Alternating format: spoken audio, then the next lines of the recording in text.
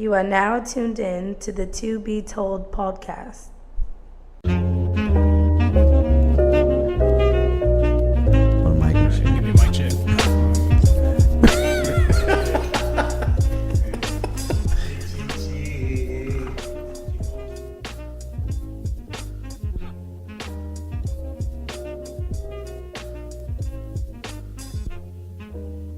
Young Black Live hits his line. Damn, him already. Such a good kid.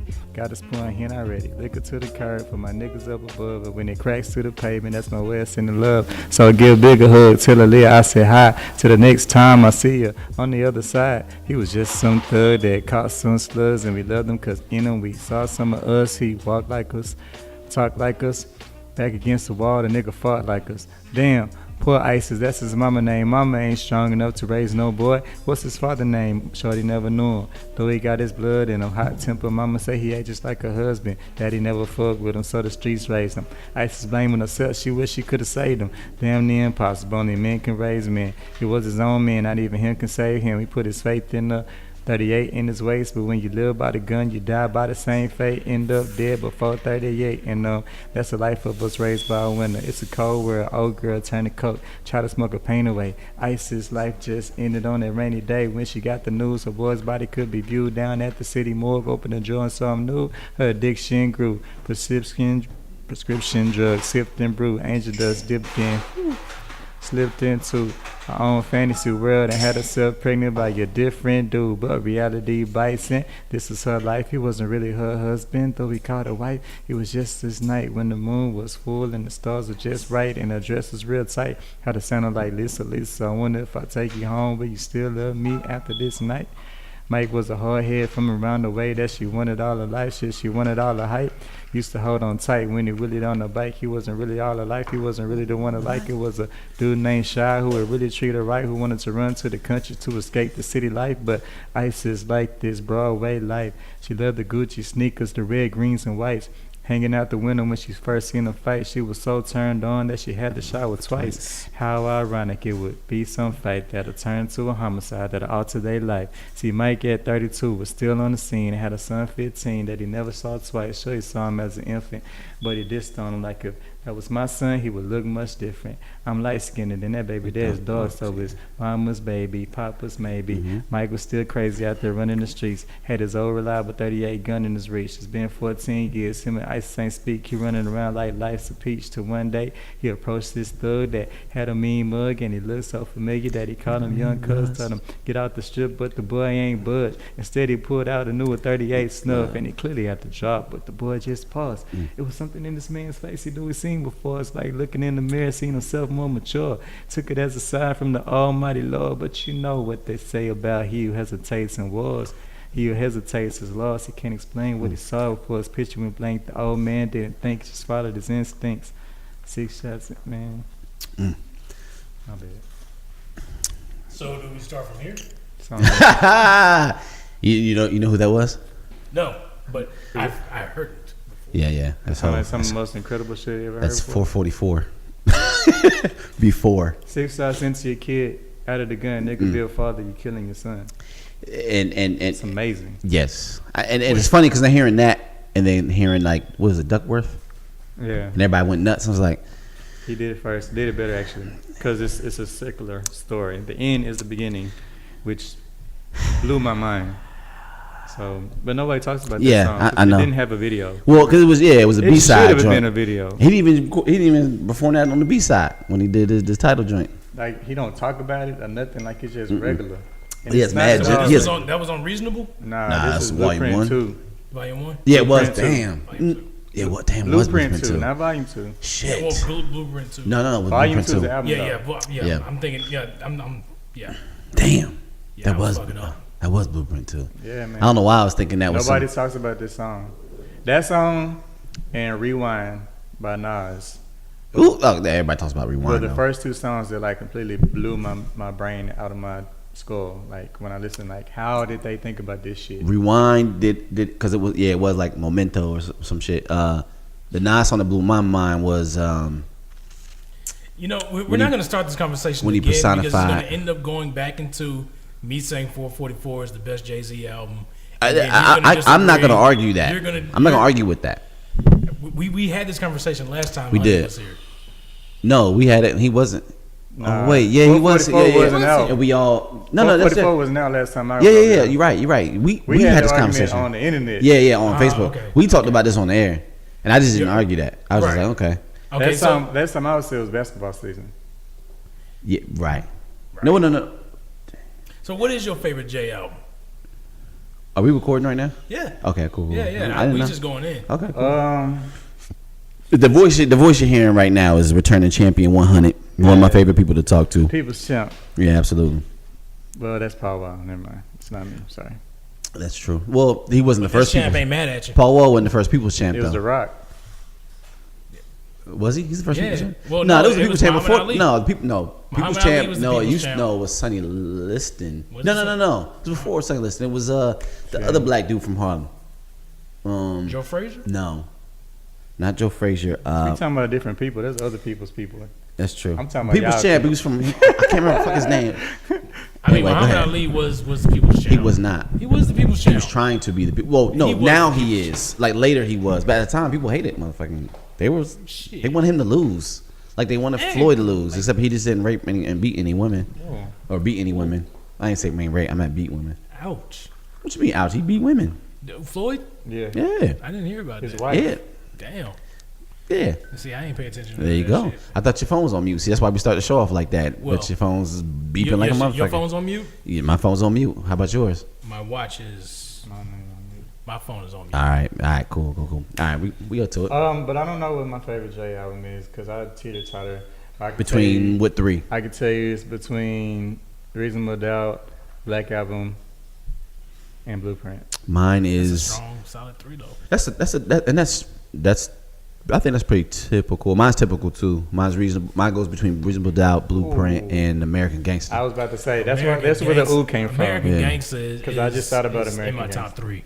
Yeah, American Gangster, 444, and Blueprint. 444 and Blueprint.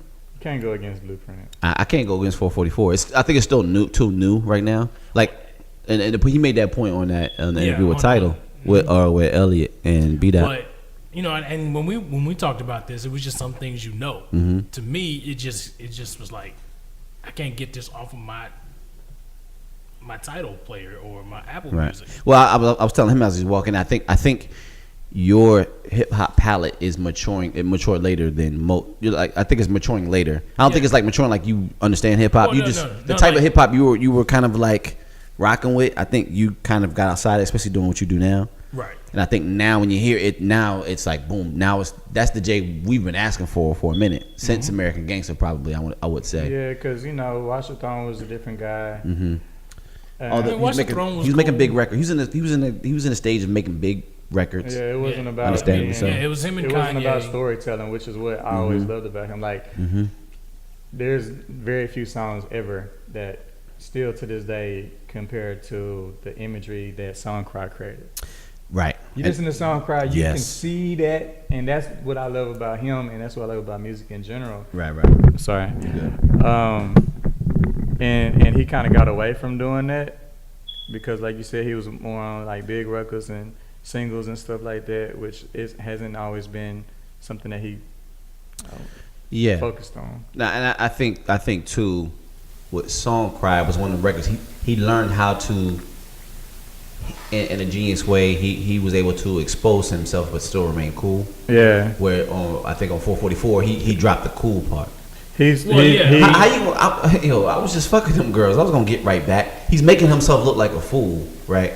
Because that's some dumb shit to say, but it's kind of slightly a cool. Because he was keeping it player. Right, he's keeping it I'm player. hurt, but hey, man, I'm not finna back all the way I'm not down. gonna show you, right. But now it's like I don't want to lose my family. Right. That's why the thing was like, I'm gonna make this song cry, not me. It was some on that type shit. It was genius, though. It was. And that's the good. Regardless of what album you like, he always gives you where he is right now in life. Mm-hmm. Yeah, very few people could do that. And that's Drake did that very well early. Mm-hmm. Yeah. Not so much now. Well, and now it makes it real difficult for a Drake album for me. It makes it difficult for a Drake album to click because he's already exposed himself like early on. Pause. Well, I think you can expose yourself earlier on, but I think if you're growing, dang, that's even worse. But if you're growing as an artist, right? If you're going as an artist or going as a person in general, just if you could take us on that journey, there's always something. And I think Jay always gave us that, whether it was in his life, whether it was in his business, whether it was on what the people are saying. I think he always did a good job at that. Yeah. Always entertaining. I mean, and even with Kingdom Come, like, while it's probably one of Kingdom Come, it's just they just keep on rolling, don't they? Keep coming, don't they? Yeah, dang. Anyway, go ahead. But even with that, like some of the songs on there, he was able to kind of reveal himself in some of those tracks. While that one wasn't probably one of his best albums, it could have been. All he had to do was cut it. Which one? Cut it shorter. he could have. Which one? Kingdom Come. Kingdom Come. The songs that are good are really good. I don't think that's still what it. Yes. Okay. I see what you're saying. So some of the ones that we was iffy about. The intro was mean. Like the Minority Report about Katrina was tight. Yes. Yeah. The one, the Lost Ones about his nephew was tough. dying. Mm-hmm. Those two, and then he's talking about the Dame stuff. but We even wanted to hear that. 30 something was really good. Yeah, that was. He always has a record like that. He always drops a record like that. Mm-hmm. I think Imaginary Player to, Change Clothes. He always has a record where he's just moving. He's like literally like, I'm pushing the culture forward. And is I don't know why Elliot. I know the volume must be all fucked up or some shit. But we good on the volume, son? Yeah, you looking for some ass? I mean ash. No, I'm good. I'm Gucci. It's me. So you think talking about storytelling. Well, can I ask him about Vic Mensa? Let me ask you about Vic Mensa. You listen to that? I haven't listened to his new stuff. Autobiography? Oh my goodness. I want to. I'm a fan of him. Yeah. Okay. And I've been a fan before anybody knew who Chance the Rapper was. I was on. Thank you. What they had going on. Me and Kelsey argue about this all the time. Well, no, because you're not really making my point. But we had an argument about who's gonna be the biggest star. I was wrong. Chance is obviously the biggest star, but I still think I'm right in who's more talented. He's definitely more talented than Chance the Rapper. So I thought that was going to translate into star. Chance tapped into a lane. Yes. That was vacant. Which is, you can't go again. It's like, you seen the Apollo. You come out singing gospel, everybody going to clap. I mean, not even just. I'm joking. Chance is dope. That's facts. But just the big choir sound in general. Like, even if it wasn't that. Like, I always, even like listen to old Kanye songs and old Jeezy songs, they would incorporate stuff like that in the background. Those were always my favorite album tracks. And it's always so about if you make a whole thing that you won. It's always about the feel of the music too. When I hear a Chance record, it sounds like a big record. It's commercially acceptable. Exactly my point. Versus with Vic, you have to sit and listen. Yeah. A lot of people's attention span is not sit and listen. Yeah. It's just have a nice tune. This was the same issue that J. Cole had until like 2 CDs ago. Yeah. Like when he almost dropped the ball on the last one. I liked it, but I think he lost some people with that last one. I remember when Drake, who's better out of Drake and J. Cole was a thing. Damn, that's right. And for a long time, I feel like J. Cole was winning that. And I used to argue with people who were in Drake's camp about that, but I would say Drake is. I think Drake is. I think they both have their strengths. When they first came out, when J. Cole was doing Lights Please and stuff like that, I was he was to me light years ahead. Yeah, but it got to a point where artists, after a while, because it was a whole class of them. It wasn't just us two. It was Crit and Wale also. And during that time when we was having all these debates, the artists had to develop to where you can identify what their strengths are. Mm-hmm. And J. Cole didn't really have a description, which I think he got caught up in trying to find that. And then that's when he started making songs that I thought weren't that great, like Mr. Nice Watch. Mm-hmm. And a lot of his radio singles were all trash to me. Like, I don't want to hear him rapping about it, losing the virginity, stuff like that. Yeah. It was kind of too gimmicky. And when you try to describe what his strengths are, storytelling, obviously, but you couldn't really say what to listen for. Mm-hmm. And fans who don't just, like you said, sit down with the headphones and just focus on the words, they need that something before they press play. And he talked about that with Combat Jack. He said that Steve Stout was like, I think he asked him, was like, who do you see yourself as, or what do you see yourself? And he just just didn't care. And he said, "How old are you?" He said, "I'm 29." He said, "That makes sense." Like I think he said at that point he figured out like I don't need to be like this or that, and that was right after he made. You got to go through a lot before you.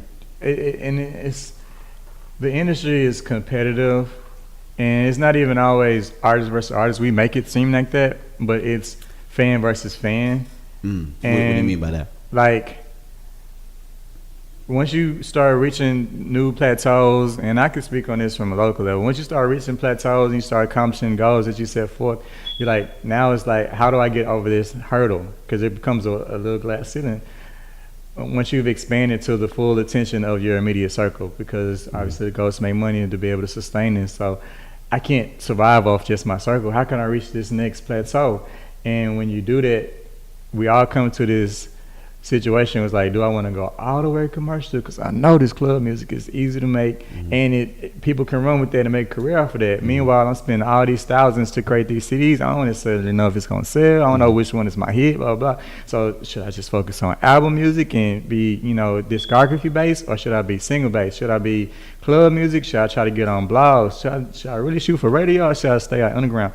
We all deal with that, and in the meantime, while you're trying to figure that out, you might make something that can completely disengage your core following that you had created initially. I had that issue. And you being a track star, that it makes my analogy kind of ties into what you're saying is, well, one, you got to learn how to stay in your own lane. That I just thought of that. That's not what I was facts, saying. but that is the most difficult part of the whole thing. But also, too, being a track star, being someone superior, locally, right? What happens is you're competing with people maybe on your team, right, at your school, right? And you get out and you killing everybody, and after a while it's like, okay, now you're competing for just your own time, right? And then sometimes you have to look and go, okay, well maybe I don't know what the state record is in Texas, whatever, but let's say in the quarter, you ran a quarter. What's the state record in court? This the one out there was at 4.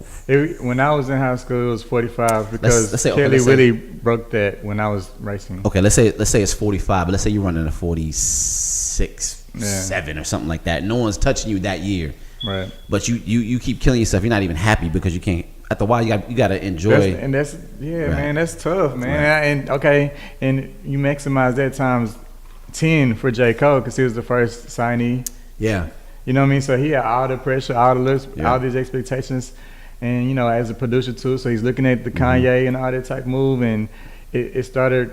People started saying his songs are boring and stuff like that. It looked like Michael Jordan picked Kwame Brown. That's what it looked like for a second. And I can just only imagine. I know you know. Kwame Brown, I got you. I can only imagine him beating his head over the table like, "What am I doing wrong?" Because I know I'm talented. Yeah. Well. And then one day, like you said, he just said, F it, I'm just going to, if they like it or not. And that's when we started liking it. When you take the effort away. And that's why you got, okay, go ahead, my bad. Well, no, I was going to say this even before. I don't think he was afraid to try things in that trying period where he was trying the big records and also doing what he was used to. But I think and that kind of helps, I think that kind of helped him find.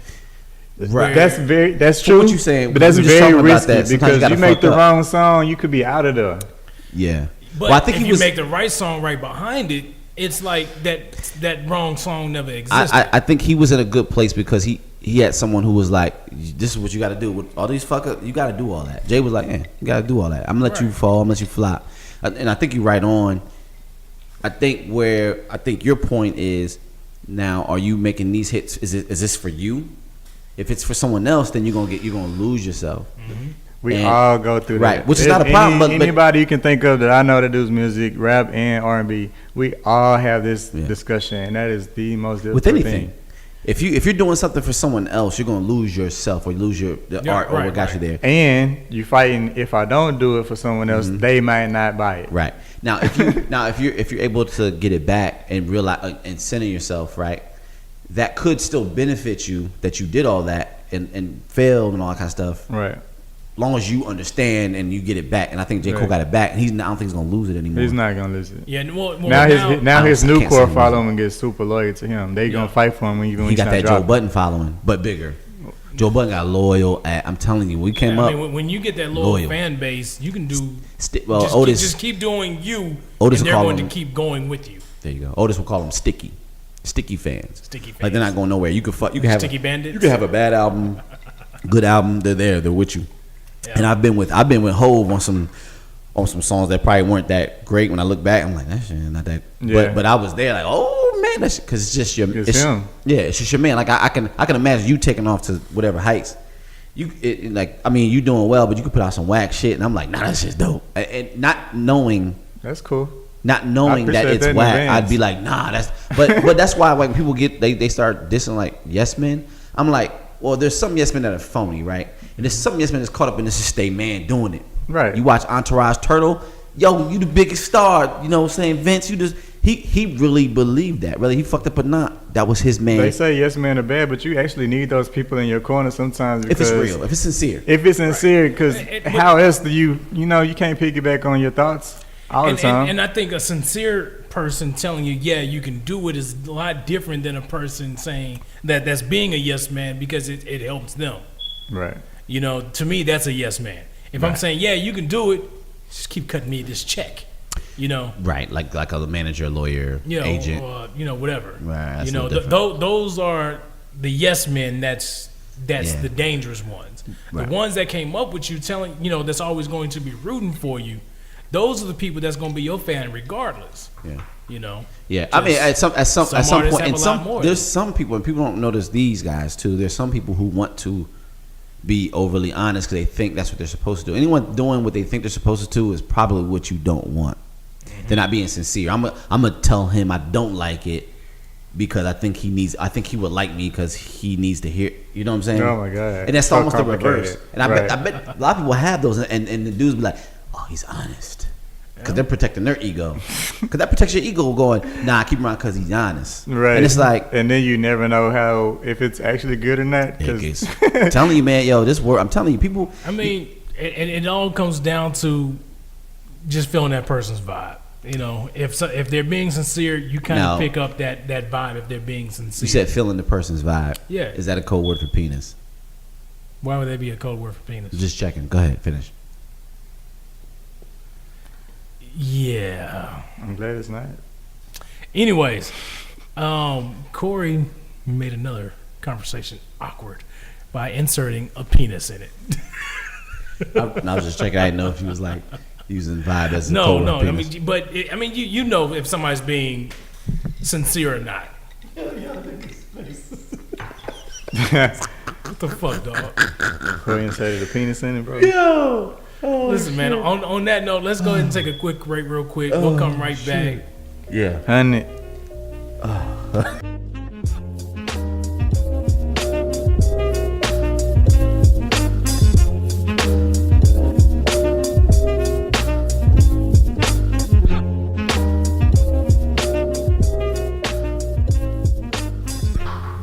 And we are back Right.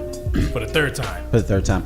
And just to be clear, hip hop has been around for 44 years, not 20 years like Elliot said. They didn't know that. That wasn't even going to make it on the podcast. Oh, I thought they knew that, man. That- I think he just said he deleted the whole thing. yeah, Dude, it's gone. that's some hater shit that is did. What? I tell you, that's like So just to give you guys some context, I'm using Corey's words. What had happened was there was a portion of the conversation that I deleted on purpose. really. Yeah, on purpose. Why did you delete It it? sounded like a jackass, and I feel a little bit more comfortable admitting I sounded like a jackass versus getting on here sounding like a jackass. No, that's a good point. That's actually non-jackashish. I don't know if you can say that. Non-jackassish. Dog. Yeah, it's hard to say. Non-jackassish Clay. Yeah, Jackashish Clay. Oh shit. Yeah, when Mama called him Clay, I'm gonna call him Jackashish Clay. Well, he's gone. We can't do that. He's passed But away. anyway, Rest in so peace. I Rest in got on peace, here and I Muhammad Ali. said, because you had something in the text messages that said 20. So I did not have Nick. There's something Oh, in that's that's another topic. We'll get to that. yeah, so when I saw that, I saw 20 and I said Yeah. 20-year So anniversary it's, of hip it's hop. Corey's fault. That's what you So, said. so if I Well, said no, it's my fault for not being so, if literal. I had that like 20 in there and I should've said slavery had been around, you might be like slavery around 20 years. been. I probably could have. Okay, Ron Burgundy on their ass. Okay. But you wanted to tie into what topic you said? Well, Sensitivity? off air, Hunnidt was talking about how sensitive people are today. You know how politically correct people need to be in order to appease other people's feelings. I don't think we need to. Well, no, but that's the thing though. Like you can immediately say something and somebody will feel a way about it and feel like that their judgment should alter the way you think about it. So, for instance, and this is what brought the conversation up. There's Peter posted a picture. The animal rights people. I almost thought you were gonna say Peter Piper picked the pan for a second. The animal rights people, Peter, posted a picture of a rat in a mouse trap, saying something along the lines, "Imagine how the mice would feel, or the mouse would feel, being trapped like this." And then somebody responded, of course, saying, "Well, they shouldn't be running through my house like they pay rent." Ha ha ha, super funny. Right. But I'm sure, the animal rights people didn't find that so funny. Animal rights care about rats. Man, that shit is fucking whack, bro. Yeah. You said it's fucking rat. That goes into everything. It's too much emotion behind the shit. Like, you can't just be in arms ready to fight for everything all the time. Mm-hmm. And I feel like a lot of this stuff started happening after police killings and Black Lives. All the activists started having like villages at the same time. Yeah. And that's from the lesbian and gay community to blacks trying to get protected from police officers. A lot of those movements started moving at the same time. So then I feel like that made other causes all of a sudden have a voice to feel equally as oppressed. Yeah. And I have an issue with that. Mm-hmm.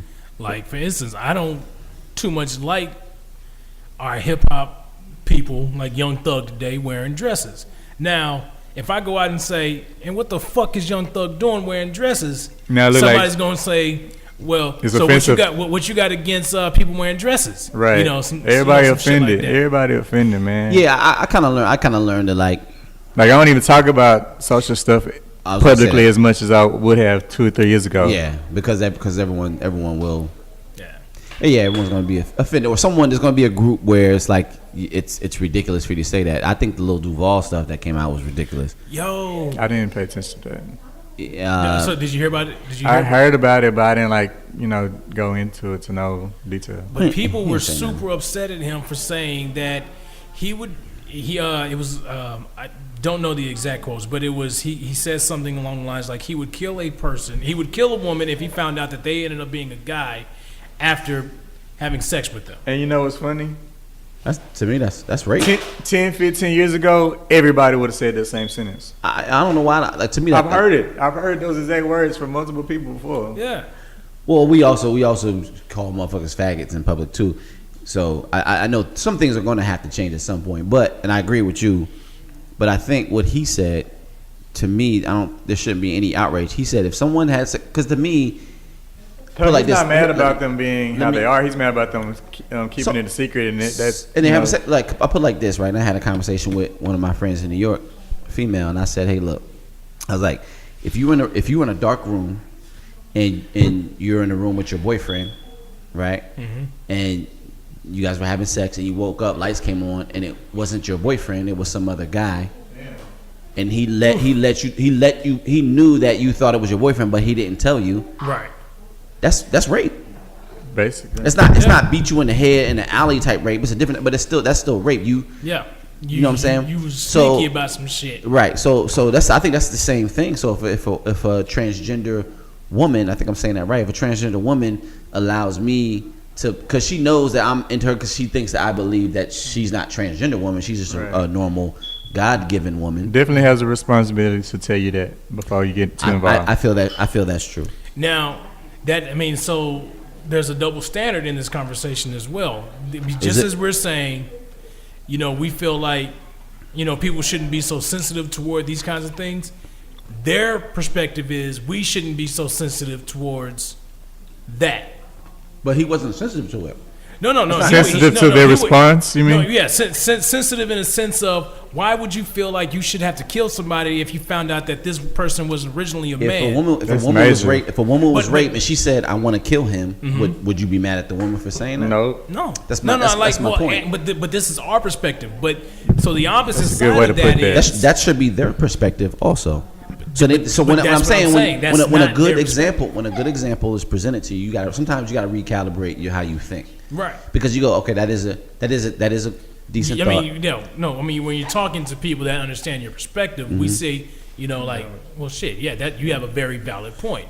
But to a person that is standing in those shoes, that's doing those things, their perspective of the world is completely fucked off and different. I didn't mean fucked off. Right. I did mean fucked off. But it's the same. But it's the same as a person who has herpes, who's still having sex with women, not telling them. Nah, well, we leave him out. No, he's it's alleged. Apparently he doesn't have it. Yeah, well, because like again. Well, yeah, it's alleged that he gave it to somebody, and it's alleged that he has it. Right. But so, like I said, we're gonna relax on that. But my thing is, if to your point, if someone is giving someone, man, yeah, y'all sit in them seats over there. Y'all don't tear that thing down. Can y'all sit in those seats over there? Yeah, because y'all about to knock that shit down. That's like the 4th time. I ain't say shit yet, but that's like the 4th time. Y'all like that. How gonna collapse? Just sit in those seats, because y'all did that like 4 or 5 times. Are we forgetting this not a bag? No, right? That's how I am. Like a wall. That's how I am when I'm drinking too. Hilarious. But yeah. No, you Gucci. No, but no, that's very deceiving. You want me to tell this one? No, there's tons of them if they want to. Y'all, is that comfortable or is that not comfortable? No, this is my export school. It's okay. Okay. No, trust me. There's models that come in here that haven't been drinking, that do the exact same shit over and over. So don't even sweat it. And we're going to delete this. So don't even worry about it. We don't even know who they're talking to, right? So we don't have to delete it. So who gives a fuck, right? But what was we talking about? Oh, you were finishing your point. Your point. Yeah. So if you have herpes and you're giving it to somebody, and they go, oh, okay, well, I don't think that's wrong. We don't give a fuck what you think, right? Because what you're doing is wrong. Yeah, what you're doing is wrong. So if you're a transgender woman having sex with men, leading them on to believe that you're a God-given woman, or I don't know if that's even right. They'd probably be offended by that. I am God-given. They just didn't know. See exactly biology that. Messed up. It's that shit. Of course. We're just treading new waters, and all the understanding of both sides of the fence is miscommunications. You know, like you just said, like I am a guy. That's a conversation that people hadn't been comfortable with until like recent times. Yeah. So we don't even have a full understanding of how the other person is feeling. Right. Or what I'm open to have conversations with people. I know all these just different gender pronouns and things like that. I'm open to have those conversations, but you can't be upset if I don't know it right now. Right. That's like how we did it. Right. We wanted to be. We were colored. I don't know who gave us that. Then we wanted to be African American. Then we wanted to be black. Then we wanted to switch it. So I can understand that frustration. Like, what the fuck y'all want to be called? Yeah. So I understand that frustration to a degree, right? We don't even know what we want to be called. We don't know. We don't know because we just it was speak it by default. Yeah. That shit was stripped from us. I don't even want to go down that route because we'll go down there anyway. I still haven't read the Willie Lynch. I know, but it's all good though. But there's some other shit I want you to read too. I want you to just go through some comedic ancestry and just understand how this country's built, from religion to the government structure to everything is copied literally. Yeah, I mean, well, like we'll get into that. Yeah. That's another episode. Yeah, that's another episode. that's a whole nother story. Send me them books. Where I got. Corey got them. I sent you some. Oh, what we got next? What we got next? You got it in front of you? Well, since I brought it up, let's go into the 44th anniversary of hip hop that Google did. Nice, the 44th anniversary. That I think that was Onehunnidt can't even do that right now. But anyway, I think that was dope. One reason, just one that was acknowledged. Two, that it was kind of conformed by Steve Stout's. I didn't know that. Now that was dope. Yeah, translation is his management form. I think we were talking about before we kind of broke. He saw the gap between hip hop and corporations. They wanted to advertise because they knew it was very influential, right? But they didn't know how. And one example that he gave, if you watch Tenet of America, the documentary, or you read the book, it's funny that everybody's like, "Oh, Jimmy Iovine did." Steve Stout was covering all this. Yeah. So basically, he shows how essentially, like, there was a Gap commercial. And they saw how LL Cool J was on fire. He had all the attention, blah, blah, blah. So they brought him in to do a commercial. He came in with a FUBU hat. You probably remember this. He did a Gap commercial with the FUBU hat. And in the commercial, FUBU took off. What'd he say? FUBU took off. Right. And in the commercial, he says, for us, by us, on the low in the rap. But the fact that in terms, that's why he named it translation. No one understood that. So wait, why did they allow him to even do it with other bodies? My point is clothes on? translation. They called it translation. There was no one in the Gap that understood what Fubu was. Right. For us, by us. No one understood that. So when he's seeing these things, he's seeing Shaq doing Buick commercials. Those things don't connect. So he's trying to do things that can actually connect. So when you see, Chris Brown doing, Wrigley's commercial, or right. was it Wrigley's? Double Mint gum commercials? When you see T.I. he was doing before everything went down. He was doing the Impala, Chevrolet. Impala. That's a connection, right? Right. Shaq and Buick is not a connection, or Active Tiger and Buick is not really a connection. Like he recognized the disconnect, so he got in there, and that firm. They won all kinds of awards. I could bring up all things he's done. The Budweiser Jay-Z campaign that funded his. And this is all from Steve Stout. Yeah, Steve Stout, just a brilliant dude, man. I mean, before stuff we don't even know about, this motherfucker is introduced. I mean, he helped. That was the whole like vitamin water shit. He's been, and he was the one that left music when it was thriving, and he was at Interscope. Right.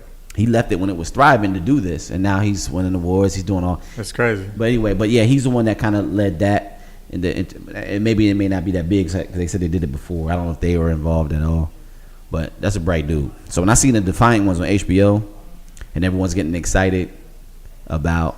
So when they're gonna do Steve Stout story? I don't know. They got to really. I don't know. I don't have no clue. No, that's the question. But just like it's weird.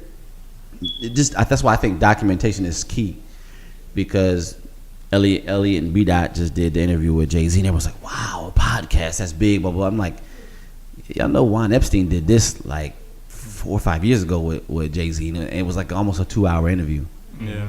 And he was just as open and all. Maybe of course he didn't cheat on. He wasn't cheating on Beyonce at the time. Right. But but anytime Jay's done, like anytime he goes in for an interview, he's open about whatever it is. He also tells people beforehand what he don't want to be asked. So right. I mean, he's with especially if it's like Angie Martinez, he's really gonna open up because that's the homie. Yeah. But for a podcast that at the time that wasn't even really now podcasts are big now to the point where he has a company. He's buying them exclusively to give content on his platforms. Mm-hmm. Back then, it was just like, what the fuck is this? Am I on the radio or am I on your pod? And he didn't really know. Right. Pretty interesting. Yeah, man. Yeah. Did you have any check out Defiant ones? I saw 4 episodes. I got HBO Go on my phone now, and I have an HDMI connection to my TV back there, so it's pretty cool. Did you check it out? Yeah, I saw the first 2. You got to finish it. And they just gave you homework. I will. I forgot about it, but I plan on watching it. Yeah. Now that you bring up all the stuff about Steve Stout, I'm curious to see if they're going to keep this kind of thing going with those kind of polarizing figures. You talking about like HBO? Yeah. Well, that had a lot to do with Alan Hughes and what's the white guy's name? I forgot his name that fast. Interscope. They Jimmy Iovine. So, but they had both. The story was they both were at HBO trying to pitch different shows. Who?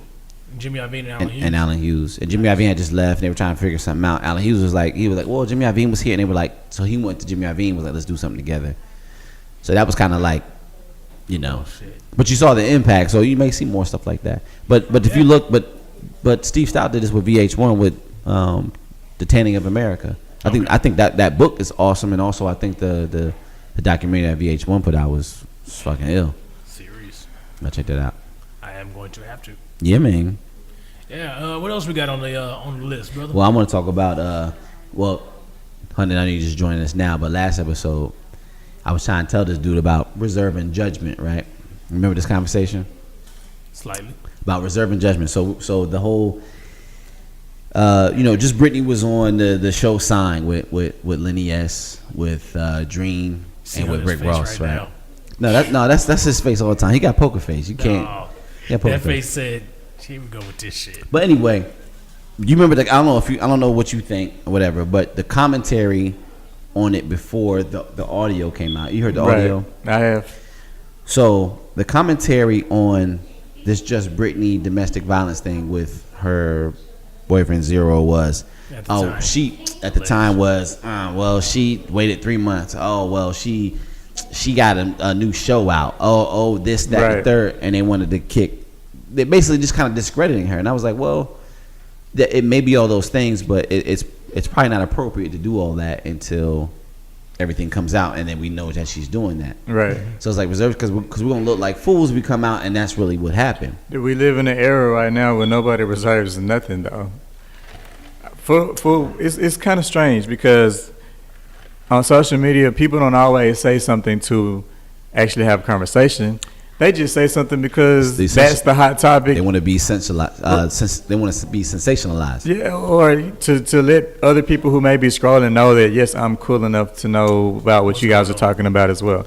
Now, I want to have a discussion or whatever. So that's why so many just random comments, because they want to be able to comment. Group think, and they want to be a part of the Whatever's a hot. certain thought fraternity or sorority. Right. So they can't. There is no reserving judgment. Wait till the facts come out, because then they're too late to have spoken on it, which is so weird to me. No, but that if you look at like news outlets, a lot of times they're late to do. Like if you look at the R. Kelly shit, They are. the R. Kelly shit. It's just like BuzzFeed and all these gossip sites that are talking about it. We've been knowing about this shit for years. There's been Right. multiple accounts for forever. So. Right. But the response, in defense of the responsible, the majors, they're like, well, what's the news? A girl saying this, well, what's that? Okay, well, They don't understand the context that puts. They They have to- need they a have to Steve wait. Stout for their information because talking about the majors. right because No, I think it's reversed because it's the gossip blogs that just running off with stories and they're not even proving them. That's why they ran off with this. Just But what I was they gonna were doing say- that long while ago, they were running with.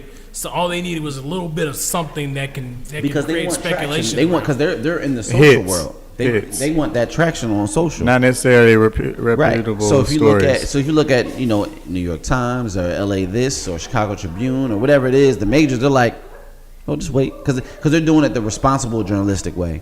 Do we got this? Do we have that? Do we have that? They're looking off of like, yo, his homie told me this or this girl told me that, and I got her story. I'm gonna get her on tape. So it's not us saying it; it's her saying it, and we're giving her a platform, and that's what it's kind of turned into. So kind of going back to the whole just Britney thing, we was having the conversations like, look, just relax.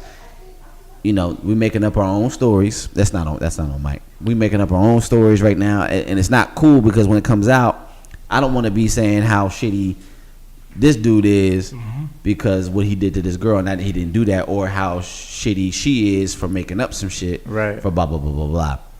And just lift that lever up and then open up. Yeah. So it's like my thing was this reserve judgment.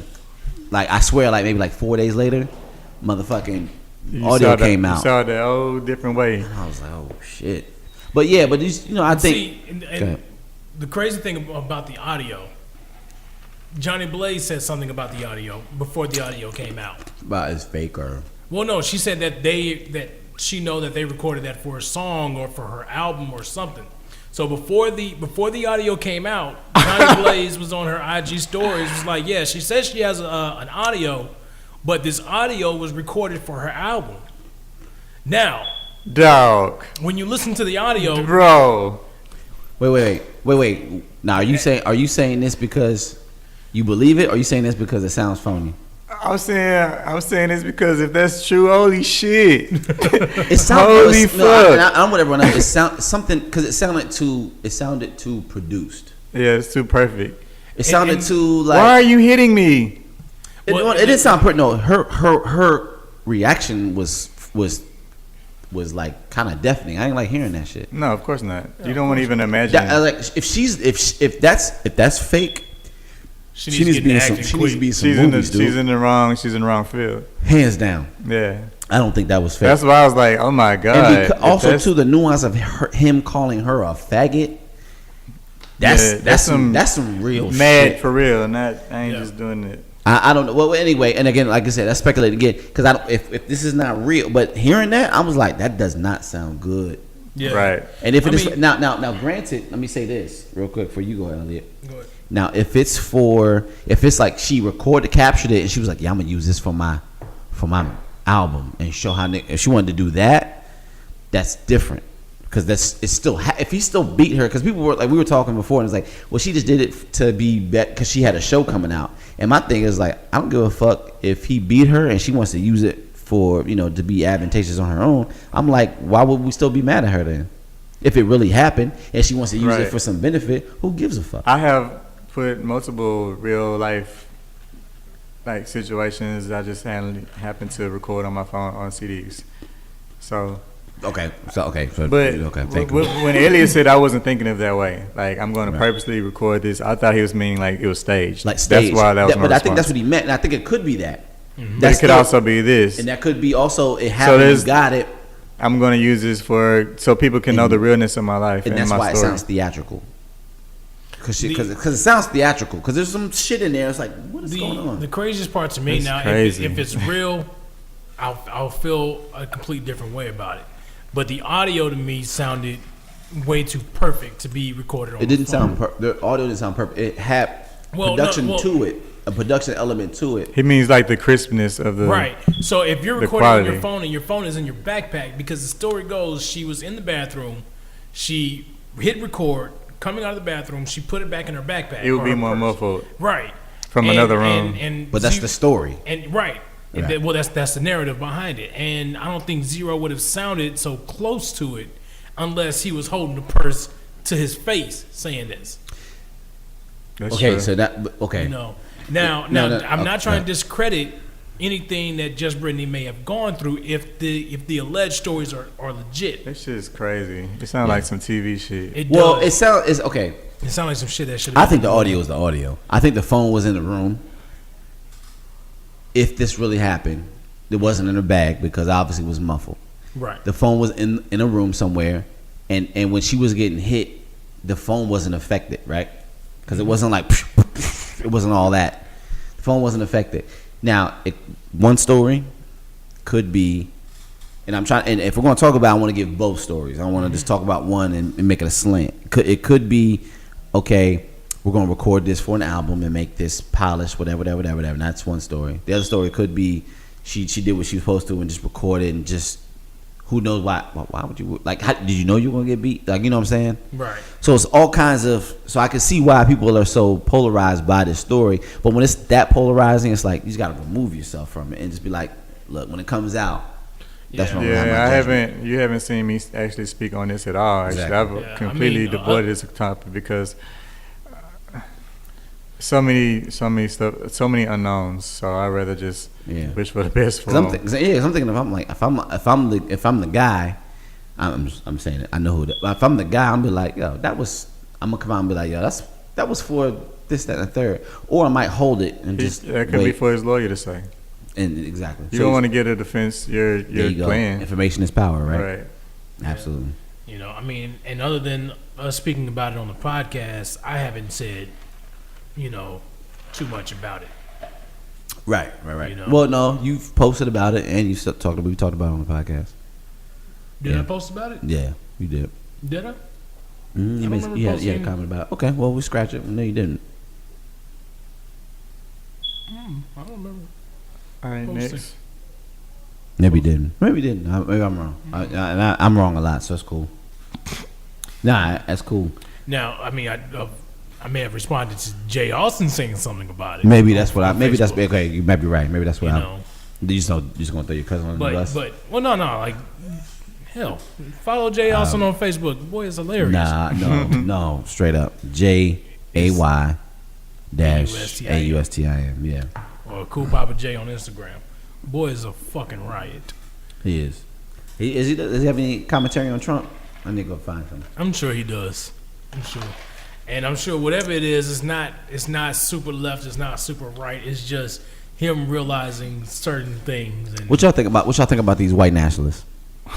I know it's kind of a little late to comment on that. No, it's perfect. Why you laughing? Hold on, why you laughing? Because you know what I think about it. What do you mean what I think about it? Well, I'll say this because I'll tell you what I think. What you think? I'm like, that's not.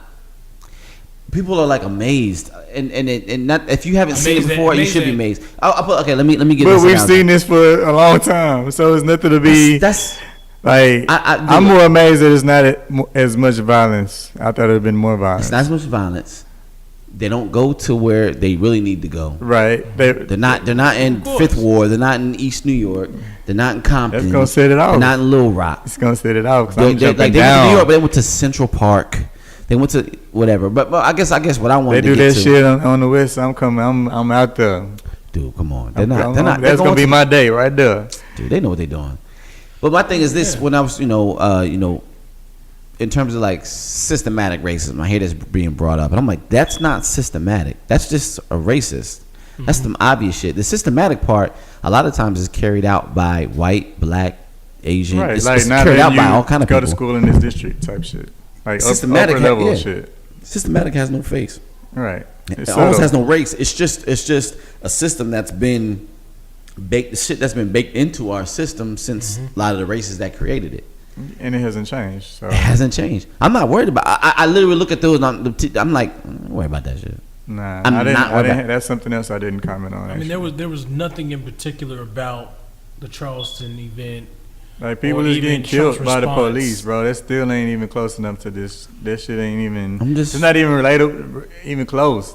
We know that racism ain't dead. We know that there's KKK members somewhere. It's a lot of black people that are.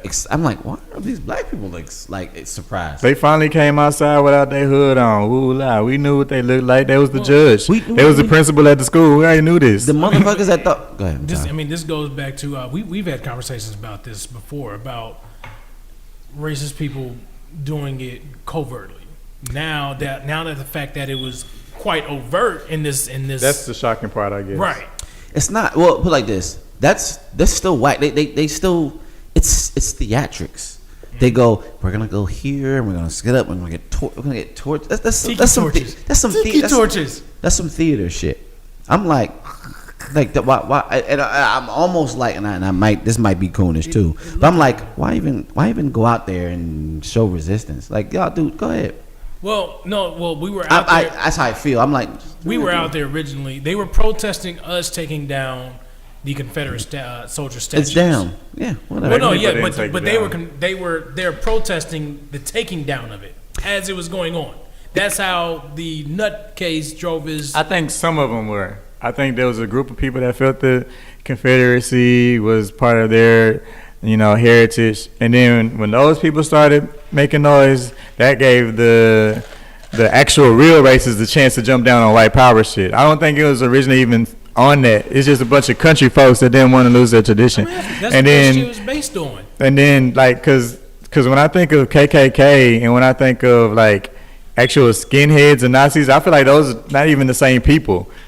But when one of them makes a motion, that gives the other opportunity to add their noise together because they all look the same. And I guess that's where the response got so big, because now it looks like a whole army of people, and these are different groups that are joining together to all say we don't like you or whatever.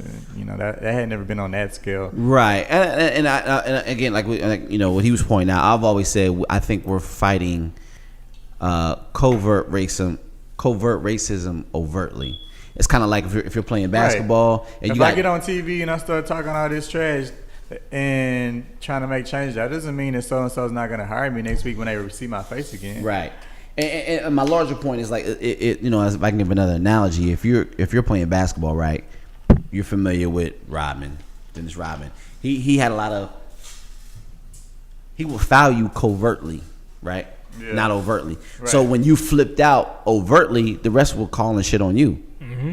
And that's what they were doing. That's why I was like, well, you can't battle back Dennis Rodman overtly. Because the refs are gonna call the foul on you. Yeah, so you got this. Whatever you got to do, you got to. Don't feel for this.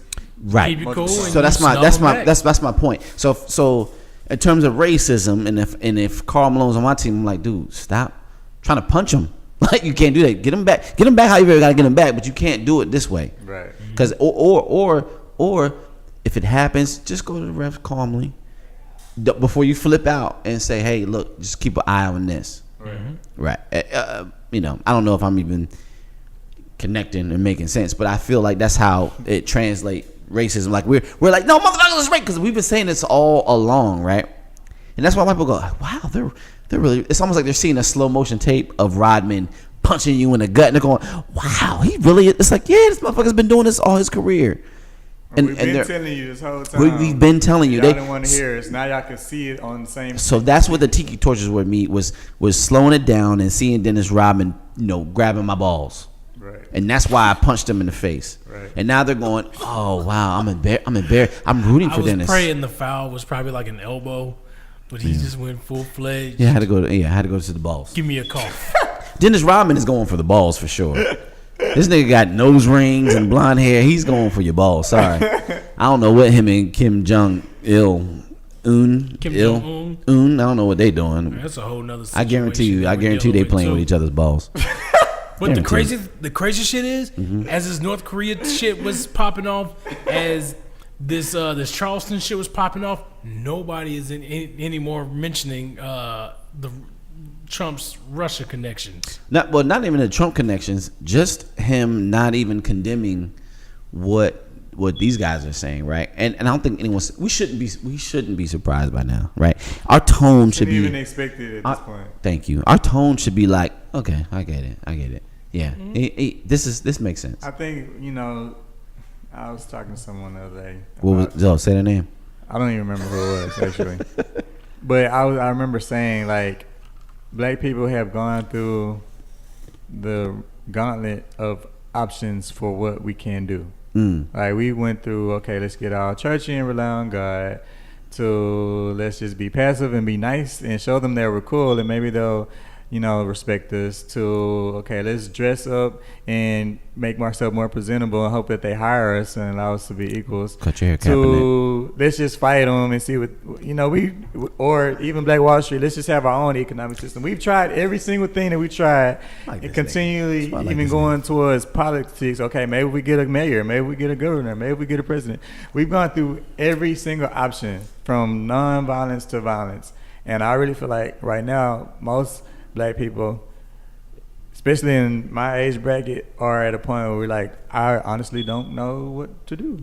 We don't have no leaders. We say like no one knows what to do to make us either be independent from being treated a certain kind of way, or people realize that This we is should be why. treated as This is equals. why. And a leader to me is overt, right? And when it's overt leadership, they're gonna figure out and they're gonna how to infiltrate it and mess it up. and that's it. So We when have it's multiple when it's examples when of it's that. covert, if you watch the number one coaches in the NFL and the NBA, Popovich, Belichick. And you never know their game plan. You see them in their interviews, they don't give up shit, and it's like Which why? is weird because those same media sources condemn Marshawn for not wanting to talk. Why is that? Why you think they do that? I know for a fact. This I don't know- this nigga was sitting down on the national anthem. Not that he was sitting down there. This nigga was eating a banana. Hey, I fuck with Marshawn, bro. Marshawn is the trillest celebrity, and he needs an award for how trill he is, Yeah, he because does. he's not He with the does. shits, and he don't even play. He don't let y'all play him. He ain't worried about no fines. They asked him, plain and simple, so what's up with you sitting down there on the national anthem? Well, when I was looking at the defense, I got to figure out which Yeah. way they're coming. Because they could know why that's genius. Because you know exactly why I'm sitting down. Yeah, exactly. Why am I So gonna why say- don't you say But- it? That's basically a play on words. That's some rapper shit. I'm going. It's there. It's there. I'm gonna bring you guys back to a Fuck to a with point. Marshawn, man. Anytime we get a leader, and this happens every time, we will break them down before they break them down. That's true. And then they will take our topics of why we're breaking them expand down on it. and expand Yeah. them. And- So That's we just- can't have a leader because we're so busy breaking them down. We had President Obama, but he was too nice. He was too cordial with everybody. So folks hated that, and we broke him down. Who's we?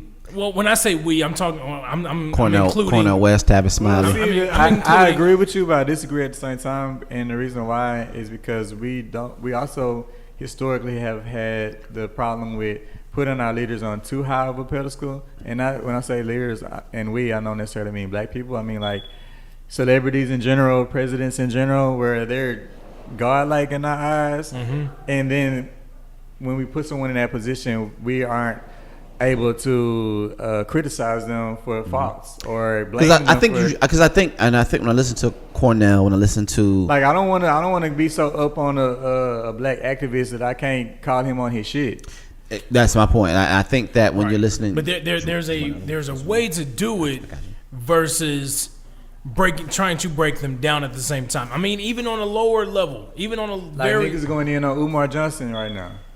you know what? what I'm saying? I love him, and then I'll be disgusted sometimes. So But- what makes the leader?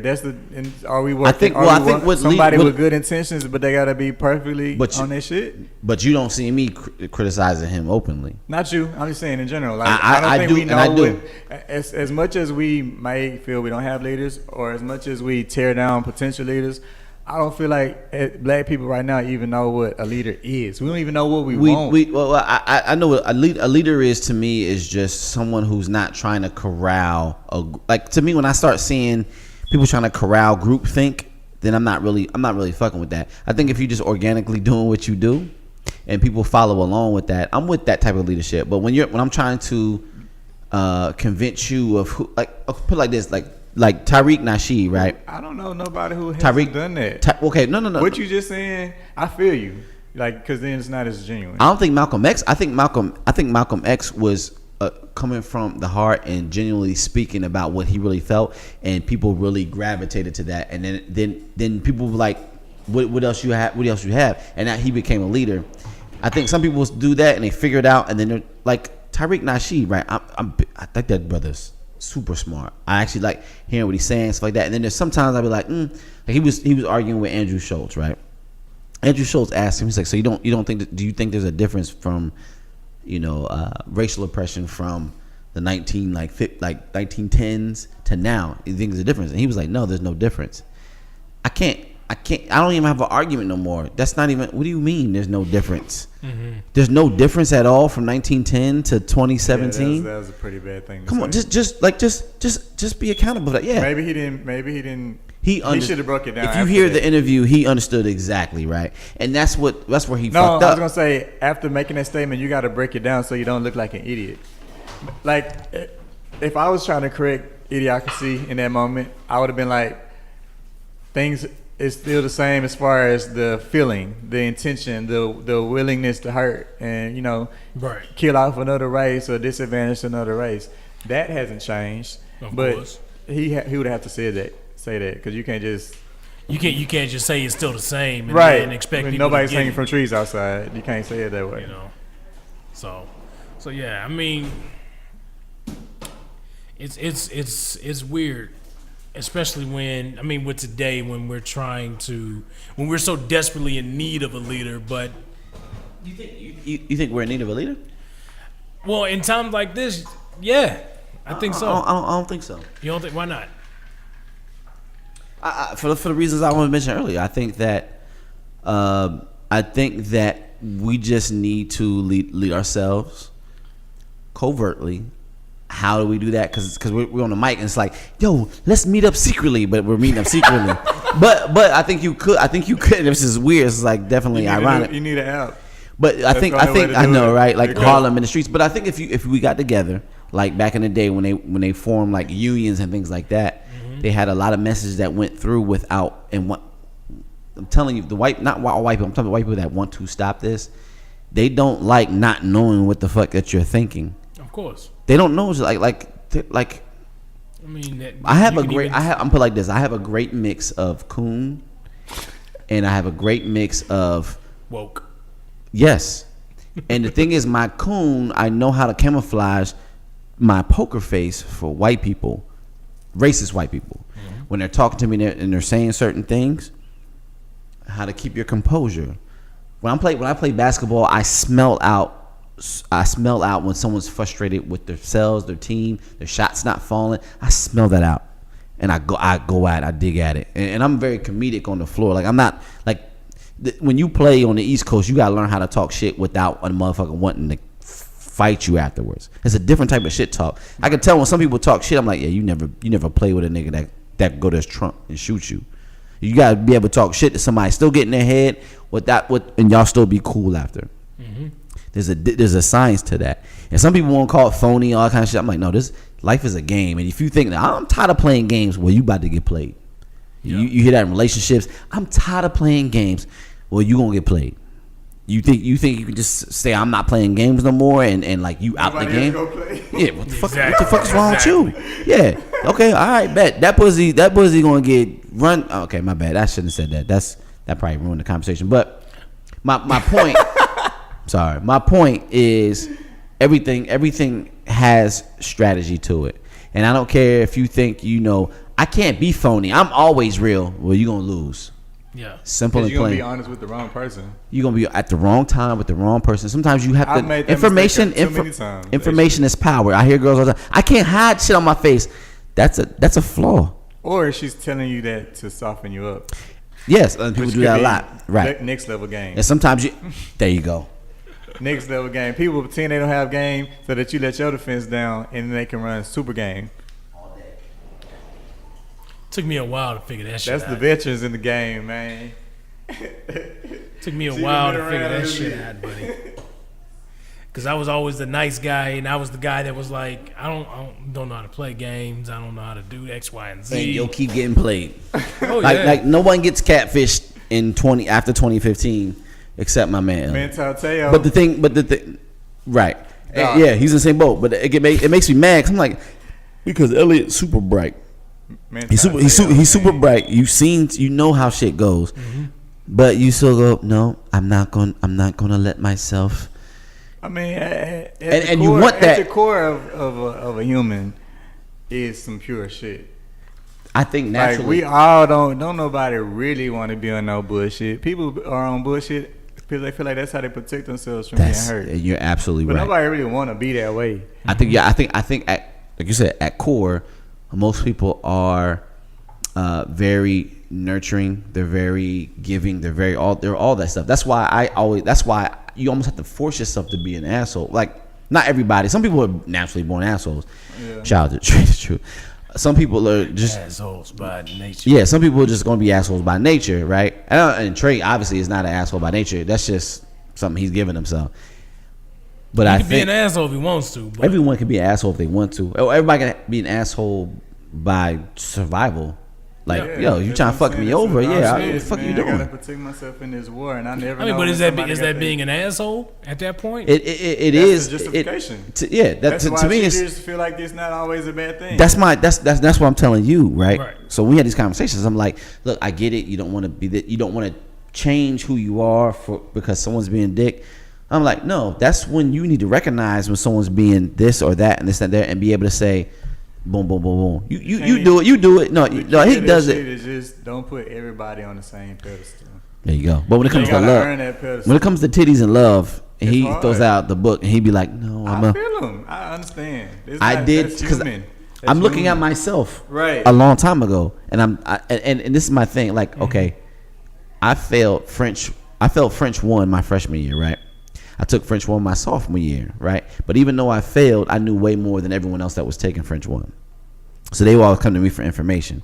You were smart to come to me because I knew a lot. Even though I did fail, I knew a lot at that point to get them. They were like, "Hey, and I could be able to school them on it." Right. That's why they say listen to your elders. It's not because they're brighter than you. They just seen this before. I've seen this before. Yeah. And sometimes you gotta listen to those people. Like, yo, look, even people that fail. That's why a lot of the best coaches and professional. Thank you, because they've had the experience. They know. Sometimes they know why they weren't as good. Sometimes you can see the game a lot better from the sideline than in the game. Straight up, or you can see it a lot when you're not. Or you can see it. You can see it way better when you're not physically blessed, right? You're not jump out. You're not Dominique Wilkins jumping out the gym. On the sideline, that's what I'm talking about. No, you could be on the. Larry Bird has a lot. That's why Larry Bird is a better coach than Michael Jordan. I think, in my opinion, better GM because he learned how to be successul without the physical attributes. Yeah, some people are even more other than his height. Basketball players, then I get it. That's why he picked fucking Kwame Brown. The fuck was that? Like, he had a bunch of dud picks, yo. It's because he had athletic abilities, and that's how he dominated. And Trump, the mentality part of it, it just ended up also having mentality as well.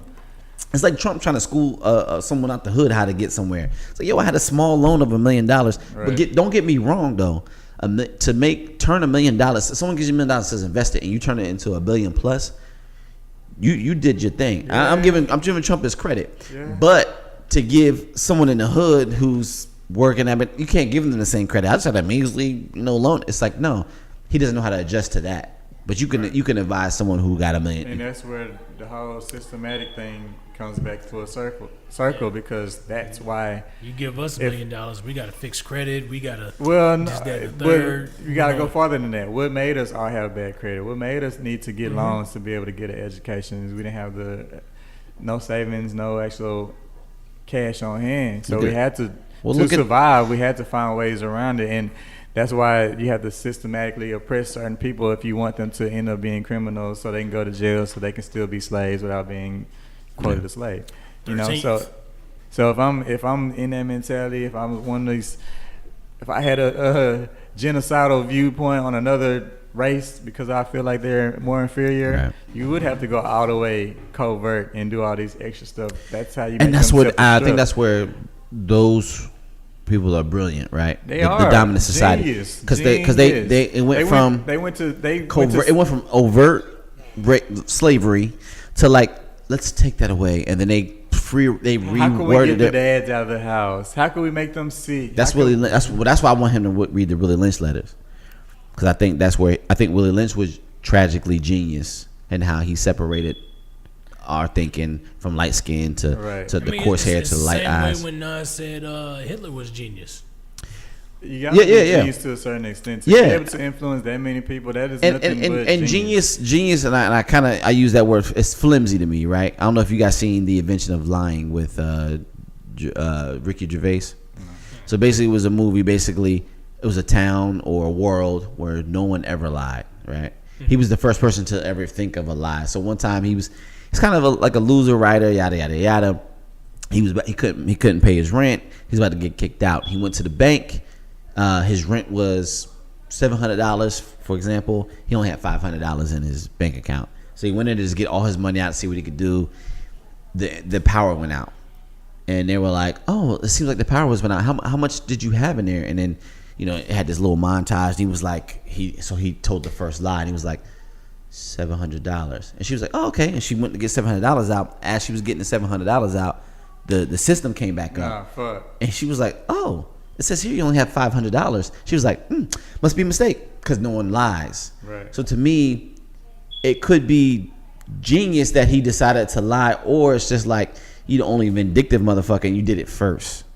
So Those two things can be the same thing. it can't, absolutely. So it's like, okay, well, we learned how to just kill y'all motherfuckers and then tell y'all that it's like that could be genius. It is. Kind of. It's just like you did. Well, it's I mean, it's that's all in your perspective. because in my perspective, it's not genius because the world is trying to be good. No, And you breaking when I that. say genius, I don't mean good or bad. I mean genius like next level thinking. Whether it's a positive thing that they're thinking when about you say or next not. level thinking, that's like, wow, you're a genius. To me, it's You're cheating. brilliant. It's like, okay, you're running track, right? You're to running come track. up with all these schemes, it's like 10,000 things against black you're, people but right you're now. you're playing a game. And they planned it all out, and they knew that it would work 30, 40, 50 years later. That is super smart to me. Right. I hate you're, it. Well, you're jumping ahead, but I would say that's the game when, of chess. When you're playing a game and everyone's trying to play by the rules because that's what you're taught, and then you got someone who goes, "Yo, I can cut through this field." Like you're running the Right. 400, but You I'm gonna just cut through run this across the field, field. and then I'm gonna sprint the last 200. To me, it's like, oh, that was a genius thought to cheat. But Yeah. you're still a cheat. It's not even like there's nothing you figured out. I'm not praising them for it. No, I'm not. But I'm going to be careful with that because it's like I don't want to give them. Because we usually use the word genius only in good term. When you truly think of When I something that think no one else Einstein, has you thought think of, cool shit. not cheating. You're thinking within the confines of things. You go and it clicks. Like to me, where I don't know if you guys listen to Brilliant Idiots. Every now and then. The last episode they had the guys who had the Martin games, card games, right? So anyway, so basically, what they did was they took a lot of the paraphernalia and the Martin logos and things like that, and they were using them for like trivia games. And they were asking like Martin questions, things like that. And they were like, "Yo, if they come and like, yo, you using our likeness or whatever." So they were trying to find like a partnership or whatever. Dude hit up Warner, who owned the show Martin, and they didn't own the trademark. So they just went to like Republic, whatever, and they trademarked it. And this is 2006, 15, 16. Why was Martin not trademarked? Didn't it come Because merchandising wasn't a thing back then. They didn't merch. So not only that class act, all that shit, they went and merched all that. So I'm saying this now, but we should be looking at some shit to be merchandised and stuff. We go look at some old movies and That's so everybody printing them on T-shirts and shit now. So they were like, he was like, I felt bad because this is Charlemagne talking. He was like, I felt bad because I posted like the games, like, this is dope. And Martin hit him with the little eye emojis. He was like, nah, but he DM'd us and was like, y'all doing dope shit. But it was like, it didn't matter. They owned it. So he could have put eyes on their shit. But that's, to me, that's genius. Like, you didn't cheat. It is genius, You didn't cheat. I think I brought this up last time when I was here. Have you watched Founders yet? The Founders? Then watch that. So the same way Michael Keaton's character snuck under and took McDonald's from the actual creators. I mean, it's the same way. In essence, to me, he saw the future. They didn't, and he was trying to push them to it. They didn't go. So yeah, he kind of cheated them out of it, but he was like trying to push them to it. Where he saw the genius to me was he saw the success, how successful McDonald's would be because how fast they did it, how the quality of this, that, and the third. But I think where the crime was where he just left them out of it. But the genius was he saw the future and he saw into. That's different than what we're talking about. I think it's like they saw into the future, but like, if I just cheat. And to me, I think there's genius in cheating.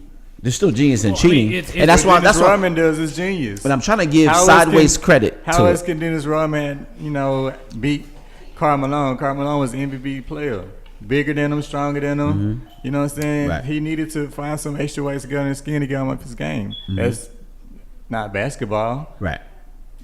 So he did some shit that they didn't see. Right. And he got some advantages. So in that case, that's why I'm saying I give you credit for getting away with your cheating, but I'm not giving you credit for a genius mind because everyone else knows you can cut through the field but it's like Some white people act like they don't know it.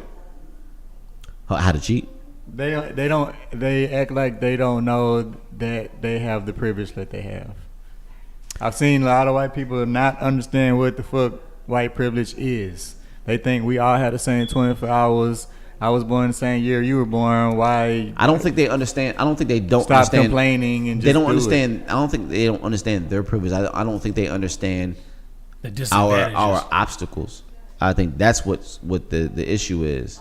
They don't understand. Like, you can do it. And they don't understand a lot of shit. So that's why they're surprised when they see white nationalists coming out and saying, with tiki torches. "You're not gonna replace us. You're not this. Down with you. We're gonna shoot y'all. Fuck y'all." And they're like, that's the first time I seen like white people embarrassed. Right. They're literally embarrassed. Like, I'm like, damn. Because it's their cousins. And they don't have masks, so they can. It's relatability. They can see what's going on. Because I guess to them, they see stuff like that and they imagine those people are like super villains. You know what I mean? Like Super predators. What'd you say? Super villains. and not just regular people like them. Mm-hmm. And that's the shock that had been covered up for years with masks. And since that, I've gotten a couple different perspectives from a couple different white folks. From one being completely embarrassed, like, damn, this is still going on, to one being like, Quit your crying. Like, okay, and deal with it. You guys been dealing with it for this long. Why now are you guys in such an uproar? And another one being like, well. And going to what, and I keep bringing up Charlemagne, but one thing he's driving home is like, yo, use your privilege to combat this injustice, right? Yeah. So when you see, and Onehunnidt brought up, people, Cap's not in the league, he's blackballed, but people are still exercising gestures that he introduced, right? Mm-hmm. And I think that's the type of leadership. You don't have to get up in a pulpit and walk you through what you need to do, but sometimes it's just a gesture, symbolic. Somebody got to break the ice in this room. Yeah. Yeah. Hey, Mahmoud Maruf, he did it before, and everyone saw what happened to him, and See, the difference between back then and now is social media is gonna make it a lot bigger deal. And NBA, NFL can't sweep that shit under the rug and just act like Kaepernick stubbed his toe, and that's why we ain't hiring him. Man. We're not letting it go. But I think what Mahmoud Abdul Rauf did, I think that's leadership. It didn't stick. Because But that's a leadership. social media. That's a leadership gesture. That's a leadership quality. He wasn't thinking about this is popular. He got phased out. This motherfucker's playing in the Big Three, averaging like 30 points a game. This motherfucker's 50 and he looks like he's fucking 28. Yeah. I can imagine what he would have been doing when he was 28. Right. That's fucking crazy to me. It is crazy. But he knew, he was like, and that's a sport he loved, but he sacrificed it because that was when he was doing it. You weren't even allowed to do that. Kaepernick's allowed to do what he's doing, and they're making it a big issue. Then again, he's not in the league. Whatever. What you mean allowed to do it? He's allowed. How is he not allowed? How's in the NBA, you're not allowed to sit or protest at national anthem. In NFL, they don't mind you sit when you're sitting. It's only a problem because they're talking what about happens it. if you do it? That's what I mean. The how allowed They were fining him. So Okay. that's why he started standing up and he would turn his back and he was doing with his hands in front of his face. Right. And he would turn his back to the flag. Right. But that was okay. But he couldn't sit. He couldn't do all that. But other things, Like Bill O'Brien came out today and said, we're not going to tolerate folks on our team sitting. but motherfucking what was the black dude on the Steelers said that shit too? Like if you sitting, you better have like The one that won the Super Bowl MVP. yeah, ain't that some shit? His name right now. That's some Bald-head guy. that's some shit. It's like I get it. It's like no, I don't get it. Kaepernick. See, originally the argument was, we're veterans, we fought for the military. But then Kaepernick got out there and said, I have no beef with the military. And I think Stop the media right there. found ways to not publicize that part of his stance. Well, because people are still but mad and don't understand. But they found that. ways to publicize what military dudes speaking out on that. Because I have my father was in the Air Force 30 years. Like he told you, he's like, it's not even about none of that. I respect it. I'm talking about black people getting killed in the street and nobody doing nothing or going to jail. And a lot of military dudes was like, yo, we fight for the right for him to be able to do that. That's literally what it's like. Yo, you don't fight for you don't fight for the right. You don't fight. Fight for the right for him to be able to express his feeling towards the national I anthem. thought you was talking about the police. Like you don't fight for my right to do what they tell me to do. You Right. fight for the opposite to be able to do what That's you what wanna they do. were saying. A lot of them was like, no, I fight for your right to be able to do that. Right. I fight. They're fighting for the right for the tiki torches. Right. To be completely honest. Okay, boo. That's what you believe. That's what you believe. But it has to go both ways. That's what you believe. Okay, bet. That's what I'm saying. Yo, let them do that shit. Let them do that shit. Now, if it comes to killing and physical shit, I don't give a fuck. I don't care. Leave them statues up. I may be wrong. I just don't. That shit. You're not. Yo, Patrice O'Neal kept saying this before he's go. You not our oppressor no more. Like Right. that. Like I see them marching. I'm like, yeah, it ain't like when my father was. And I around. think us taking down those statues is letting them know now that they're no longer oppressing us. It's, I don't think that's what they were doing. I Well, think no, they were no, like, no, this no, is well- disrespectful. I can't look at. I saw this post on Twitter. I retweeted maybe yesterday, and this historian he went back and researched the years that all of those Confederate statues went up. He's like, these statues. 60s. He's like, for people to be saying it's part of their tradition, they're uneducated because none of these statues were put up actually after the Civil War. Right. They got put up 60s. during the Civil Rights movement 60s, when black 61, people started 63. doing their own thing. Yeah, Kind they of were like they a talked about the fear price- tactic to remind was. white people of their position. it was. And then a lot of people coming out like, yo, they just represent losers and shit like that, which is pretty funny. I mean, like, because you don't. I know you're not a big LeBron fan, but that's like me, like putting up banners for all the times he lost, right? And giving him a ring for all the times he lost. That's literally what they're doing. Pretty much have done exactly that. Giving That's literally LeBron what they're doing. rings when he didn't win rings because they make him Literally. the best even when he doesn't win. Simple and Or plain. like Steph Curry being the dominant player in like 4 out of 6 games, but then when you lose a game, say that you have no help on your team. Oh no, that's a LeBron shot. I see that. Or LeBron you win shot. the game and it's all because of you, even though he Well, shot that's the last shot. that is a star thing. I don't know where we're going with this. I don't know, my bad. These are LeBron shots right here. let me ask because you guys I want to this. talk about this trade. what. Trade the truth. No, the trade. Oh, you want to talk Kyrie. about Kyrie? Oh, the and, trade. That's right. You did post something. Wait. Hold that. We're gonna put a pin in that. What did you? What were you about Well, to no, ask? I was about to kind of keep it on the topic of. You want to move off this? Is it too heavy? Whatever Or y'all want to do, bro. Go ahead. Go Well, ahead. no, because I was going to ask you guys, well, what did you guys think about Trump's response to all this? As far as him saying, Oh, you already know what that was. They said what they said. They were in support of what Trump has been saying and his dialogue, and he didn't condemn it. That's literally like Rock coming in and black people beating up white people, and they go, I'm glad he's in office because now it's like we can finally get what we want, 40 acres and a mule. Fuck these white people, blah blah blah blah. And they go, hey, Barack, President Obama, you got guys in Harlem beating up every white person they see. What do you think about that? And he goes, it's issues on both sides. I think that there's no condemnation on that at all. That shit would not live for shit if he did that. of course. This motherfucker literally, they're asking him shit, and he's not even answering. And the fact that he's not answering, they're even commenting on the fact that he's not answering as he's not condemning us. So we fuck with him even more. Right. And he's okay with that. Right. There's no need to even delve And into. Real quick. There's no more need to delve into collusion or just what I personally believe. We need to focus on this next midterm and this next 4-year vote strongly. Impeachment is coming in 6 years. That's not going to help us. We need to figure out who we need to vote for next. Midterms. So wait. How long does it take for an impeachment to happen? It takes a long motherfucking time. 6 years? It's like 5 or 6 years. Yeah. It takes a long time. And impeachment hasn't even started yet. Only impeachment that started is us saying he needs to be impeached. Right. So the process of impeachment hasn't even started yet. We just need to focus on the midterms. We need to focus on the election. That simple. Now, if he gets impeached before that, I don't see it. That's awesome. But let's focus on who we need to put in office, Right. and not just presidentially, because to me that's that's one thing right now that's not being shown as far as who from what party now is considering to he could run it. literally. Oh, sorry. Go ahead. I'm sorry. Well, yeah, I mean, it's not being shown like who from what party is being considered to run in the 2020 elections, other than quote unquote Kanye West and The Rock.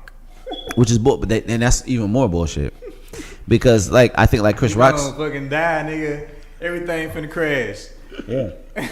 You already know how I feel about politics, though. I have a certain stance on the system. It don't matter who you voting for, because you got presidentially, you got to get there through lobbyists, which means you have to back the claims that those guys stand for, which are also often minority, lower class citizen base. That's So perfect. therefore, Nice. there'll never be nobody that represents Onehunnidt in any political campaign. And them niggas is like, if NFL was evil, we're in this whole debating on which quarterback plays for what conference. But the NFL is evil.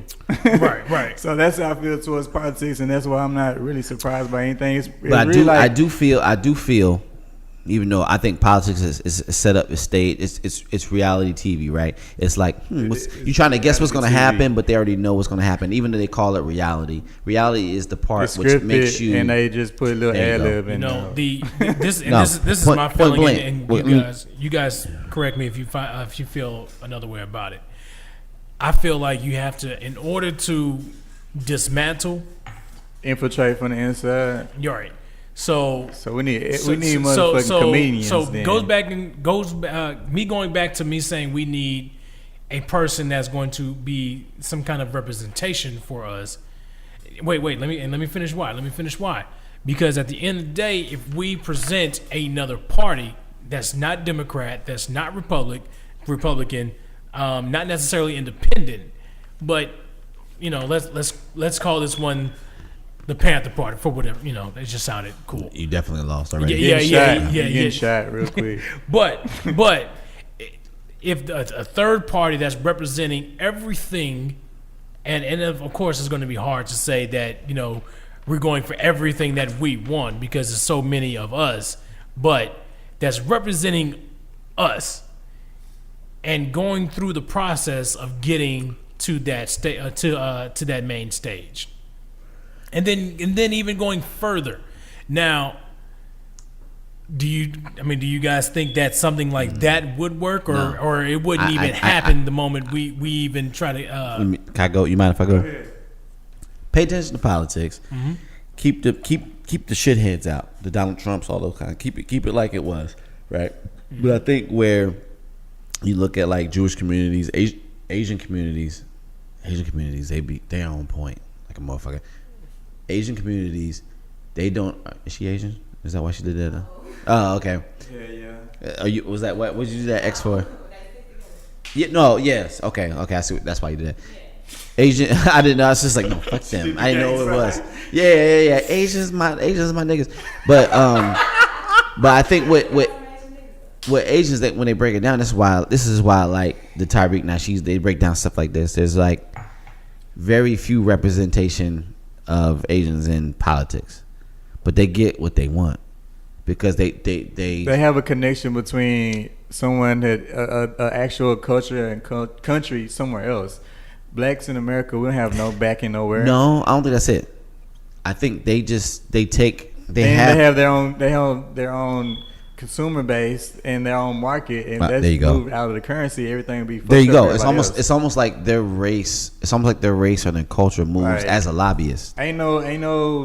I don't know no black people. Well, let me take that back. But Asian companies have their own thing. Like we know that it's gonna be Asian nail shops.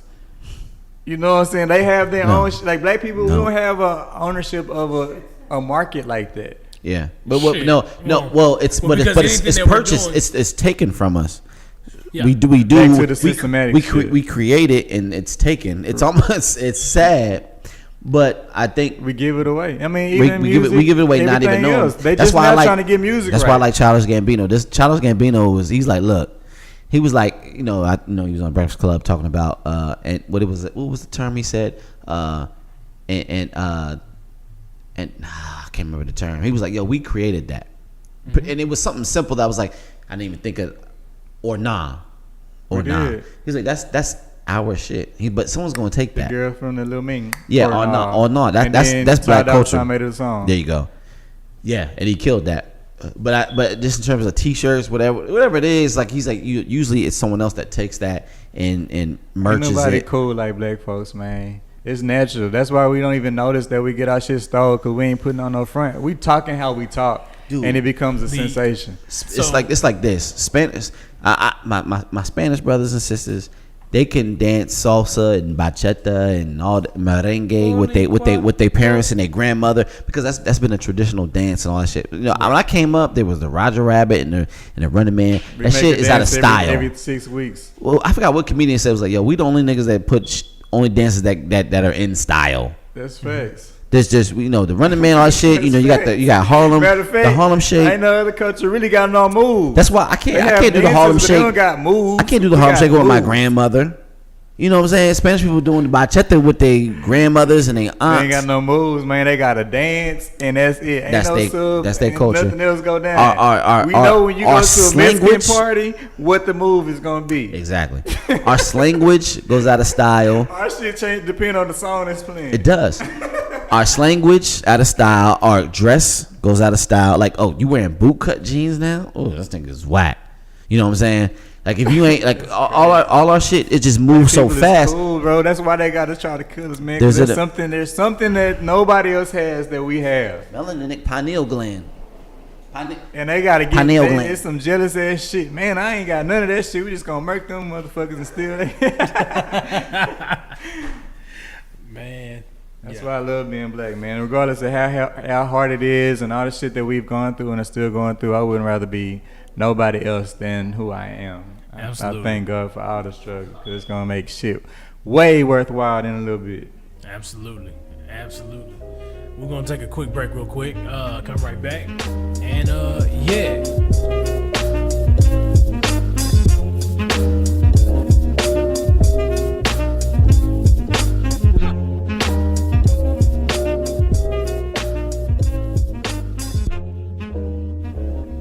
Feel better now? I do a little bit.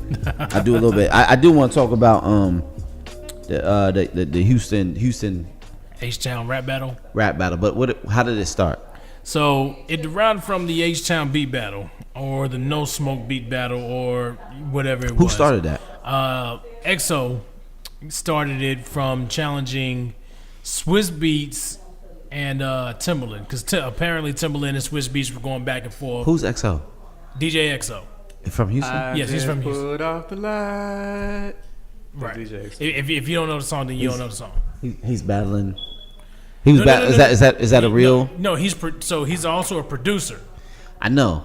Obviously, Right. if he's battling Chris Right. and Timbaland, is that legit battle? If I wanted to battle Jay-Z in a rap battle, that you wouldn't take me seriously. Regardless. Okay, but I play basketball all the time. Regardless. If I wanted to battle, Let me finish this. Regardless. but before you finish this, you have to listen to my context. Right. But you're I trying play to get basketball. me to choose a side. No, I'm Yeah. not. That's why you gotta listen to me. Right. Now, I play basketball all the time. If I said if Allen Iverson and Isaiah Thomas had a battle, and I was like, "Yo, I want to battle both of y'all," If you felt like you were the best at what you did. Yeah, okay, you're missing my point. No. I get your Are you being point. political? Okay, I get okay. your point. Okay. But what I'm saying is, from his standpoint, You gotta fix your nuts because it's Instagram. Okay. It don't matter if I'm you with really that. I'm believe with that. shit Yeah, or I'm with not. that. That's So- how you Because get I down. think I could beat Derrick the Rose. fact that he did it Yeah. caused other producers to come at him and like, wait, you getting at this person and this person, You but can't you can't even- even yeah. beat me. Yeah. And then it turned into a friendly competition thing. Okay, I got it. So then Beat King jumped in on it. My Bando money jumped in My on money's it. on Donnie Houston, And by then the way. I don't think Donnie Houston. No, he did. My money's on Donnie Houston. He jumped in. If you're talking about beat, like if I'm at a spot and beat battle, if I'm listening to like someone trying to get the crowd hype kind of thing, I'm going with Donnie. So that competition turned into rappers now wanting, some shine. Who started that? Dope Easy. Okay. Oh, that's right. He got a write up in some publication about that. Revolt. Right. Revolt. He got an interview on Revolt about it. That's dope. Yeah, and shit. That shit escalated pretty quick. I'm a boomerang back around to that. But so now it turned into the H-Town rap battle, and that's pretty much where we're at with it now. So now I guess it's like where we go from here. Now everybody's rapping, everybody's putting out beats. What are we doing? Right. Now, because I know the end results, which I'm not going to display. In results of like winners. No. Shit. No, I know What's where gonna this stuff. happen? I know what's happening with it. Okay. Just Master plan. Indeed. man, these past few months have been quite enlightening. Buzz Liddy, man. I've been Bran Stark out here, buddy. Yeah. But yeah. So I guess now it's people's feelings on its present time. So since you brought it up, how do you feel about it, Corey? About the beat or the rap battle? Both. Well, I guess my overall thought is it's not going to end up going anywhere. Okay. I think, I had an interview with Donnie Houston on Context, right? I'm not trying to push context, but I am. He said it's a great interview. I had a lot of great interviews. I went back and I looked and I was like, yeah, you had a lot of dope interviews. I'm doing a great job with this shit, and that's why I know I want to continue it. Cause I was like, I'm looking, I'm like, ain't nobody getting interviews like this, right? No, they may be like, they may be looking at like my interview was profile like 3 minutes. of cats, but when I get cats, I'm guessing like I reached out to Onehunnidt, I reached out to everybody. I'm like, these are the people I believe will be stars at some point in their own right. I'm not just interviewing motherfuckers. I'm like, no, this motherfucker either needs to be or will be, right? Yeah. So I'm interviewing Donnie Houston, and he says, and I wrote this down, the quote he says in this interview, he says, "It's not our fault, but it's our problem." What he was talking about essentially was that there's no, and we had this conversation all the time, there's no media or documentative infrastructure in place. So I think one of the examples he gave was when, Troy Ave was in New York doing his thing and making the ground move, he could go to like SOBs, he could go to whatever show, and you can have somebody from Complex show up, you can have Elliott Wilson show up, all these people, they could probably just pop up, or someone affiliated with them could show up and actually tell them the story, and then your legend can grow. Next thing you know, you're on this show, you're on Series 45, or you're popping up on Breakfast Club, Hot 97, right? Because we see Joey Badass on all these shows, and Joey Badass, he don't get no spin in Houston, Right.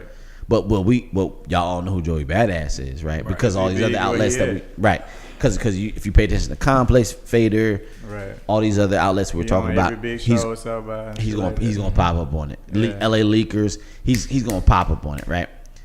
In Houston, but when Donnie says our problem, it's our, because it's our problem. It's not our fault. It's the problem of the city. Yes, it's not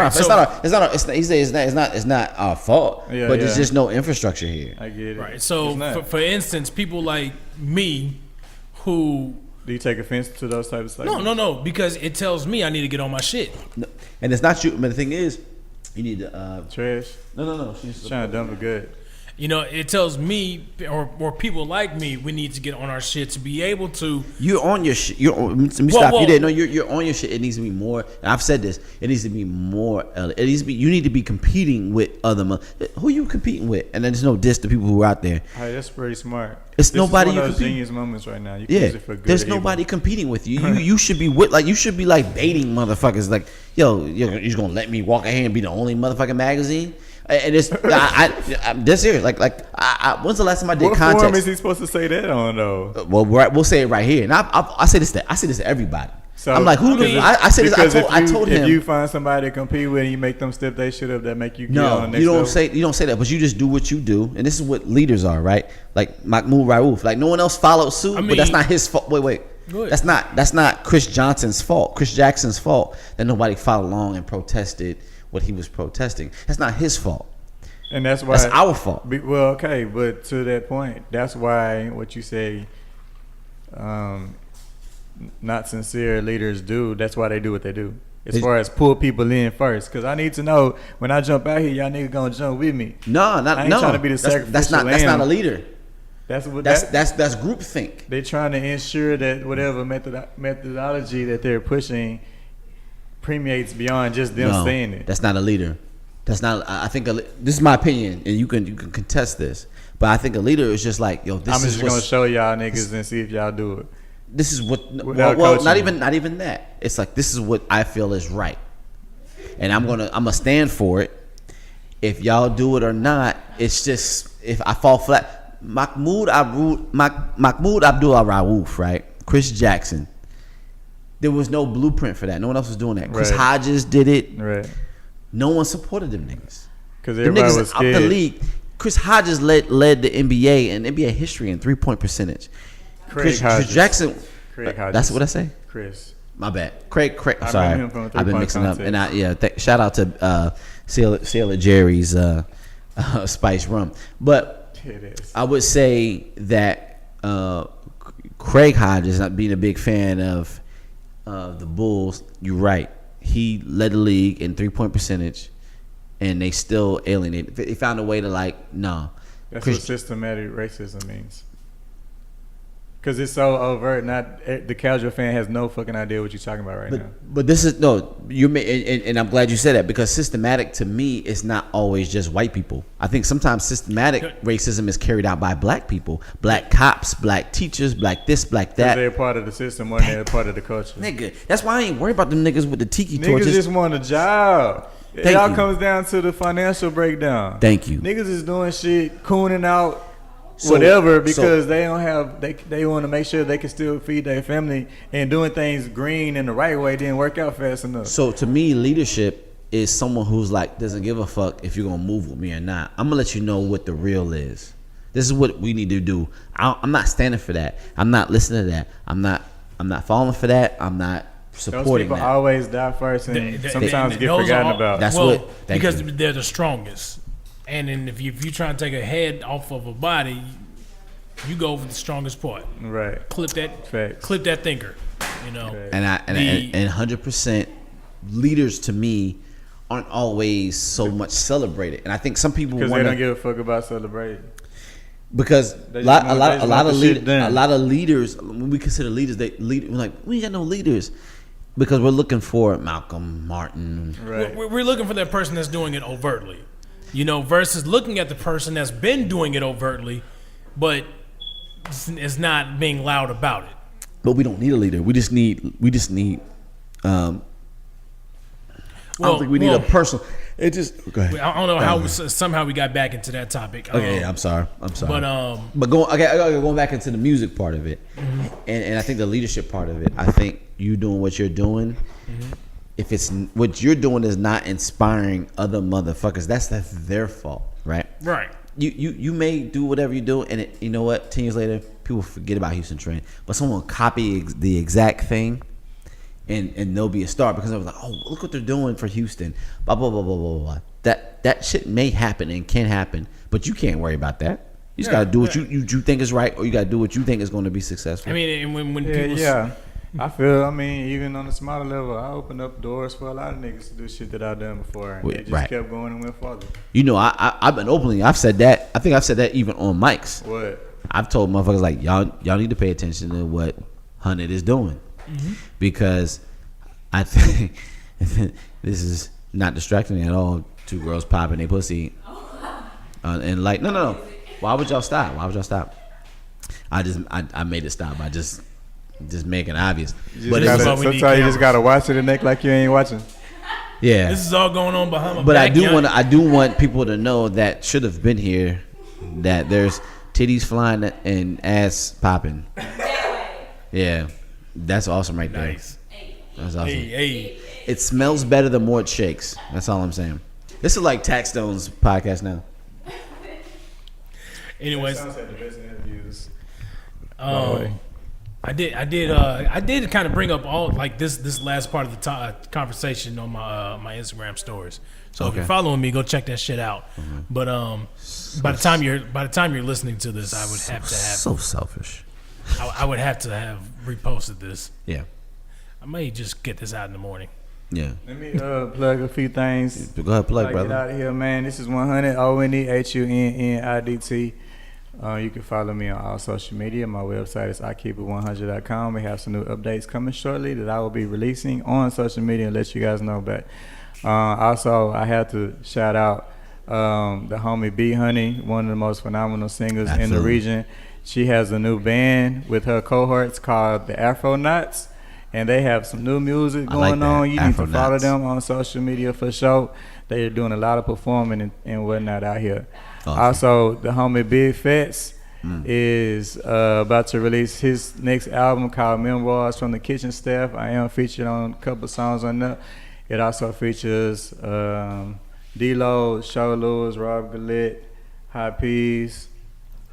I think that's it. Shout out to D-Lo, my dopest nigga. When is your album coming out? Man, that's the Exactly. question of the album. Wait, who are you doing the Me and Fats was supposed to drop Smokey and Craig and that shit, 2 months man. ago.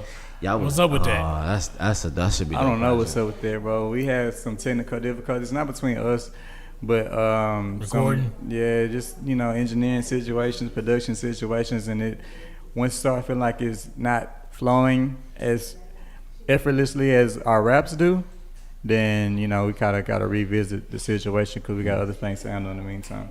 I am back in the studio. Also, I'm on Hash Brown Jedi Masters new project that's gonna be coming out in a few months. I don't know if I was supposed to say that. Jedi be dropping tapes like a mother. This is a beat producer. I think he even got in. No, when on he was here last time, beat battle. he had dropped one and we were promoting it. he be working, He's dropping man. another one. That's incredible. No, I think that's what you need to do as a producer. I think that's a great blueprint. It's like, I'm gonna do what y'all doing. I'm gonna put something out. I'm gonna put y'all on it. Shout out to Tony Dark. I feel like I smashed it too, so I'm looking forward to seeing what. Okay. I don't have the final version of what I did, But also gonna be too, awesome. season 2 context. I'm looking for some MCs. So I need, if you have some like original freestyles that especially within a minute, because that's what I have Instagram and multiple. Twitter goes. He's like, Give I me have some multiple shit. and walked over. Yeah, for sure. And I think that'll be ill. What were you about to say, Elliot? No, I was just about to plug the magazine. Houston man. Trend Magazine Yes, featuring for sure. Q Guyton. Absolutely. Shout out to Q Guyton. This motherfucker is doing his motherfucking thing.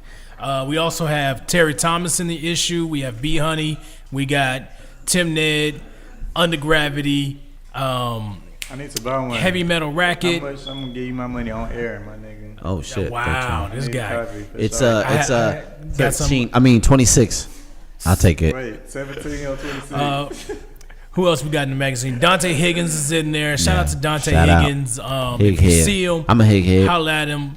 Give him some love. His uncle passed. Damn. Not trying to put that bit of information out there, Well, but you just did. I just did. Yeah. But at the same time, give him some love. Absolutely. You know what I'm saying? Yeah, for sure. You know what I'm saying? We have a lot of stuff in this magazine, man. It's probably shout out to Duke University. I think I'm I a hig finally head. figured out how to perfectly master these magazines. I think it's gonna be way better. I think you'll look back at this 4 or 5 months later and be embarrassed. Well, I Which is mean, a good thing. looking at No, this shit is ill. I'm looking. I was like, looking damn. at the first one, I'm embarrassed. But You'll give me 3, 4, 5 months. You'll look back at this one and the same thing. But I think this shit is ill. yeah, From my eyes right now, shit is ill. yeah, super dope. So if you get a chance, check out the link in my bio on my Instagram at Elliot Guidry. Click it, buy it. I get no profit from you buying the actual hard copy of it, but you buying it alone does everything in the world for me. I agree. It does everything in the world for the people that are in it. That's what I'm doing it for. Indeed. So check it out. It's also on Google Play. Download it if you want the digital version. Indeed. Other than that, man, we already working on the next one. Whee! What you got, Corey? Hey man, I ain't got nothing. I have nada. But the brothers work. Just know the brothers working. That's all you gotta know. That's it. I'm working with the best, and that's all you need to know. That's it. So the product you see me putting out, you ain't got nothing to worry about. Boom. We in good hands. COREIGHTERRY on everything. Holla at your boy. We'll talk to you soon. And we out To here. be It's been told, To baby. Be Told podcast. Peace.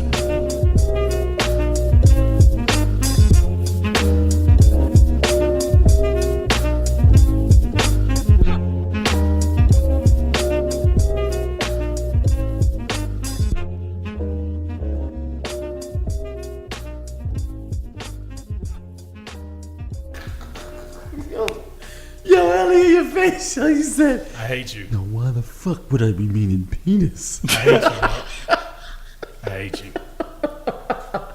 Oh, I just started sweating like a motherfucker.